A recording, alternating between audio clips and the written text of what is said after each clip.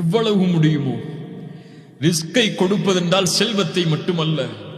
உங்களுக்கு அல்லாஹ் அழகிய ஆடையை கொடுத்திருந்தால் அழகிய ஆடை இல்லாதவர்களுக்கு அழகிய ஆடையை கொடுங்கள். உங்களுக்கு அல்லாஹ் 3 வேளை உணவை கொடுத்திருந்தால் ஒரு வேளை உணவுக்கு சிரமப்படக்கூடியவர்களுக்கு உணவை கொடுங்கள்.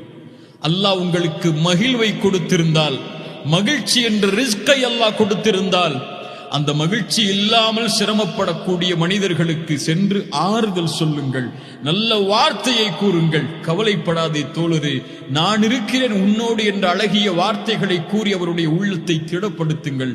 அல்லாஹ் வழங்கிய ரிஸ்கிலிருந்து எதை உங்களால் கொடுக்க முடியுமோ அதை கொடுங்கள். அல்லாஹ் அதை நேசிக்கிறான், அல்லாஹ் அதை விரும்புகிறான். ரசூலுல்லாஹ் சொன்னார்கள், 1 மாதம் மஸ்ஜித் நபவியில் இஅ்திகாஃப் இருப்பதை விட மேலானது ஒரு சகோதரனின் தேவைக்காக அவனோடு நடந்து சென்றான்.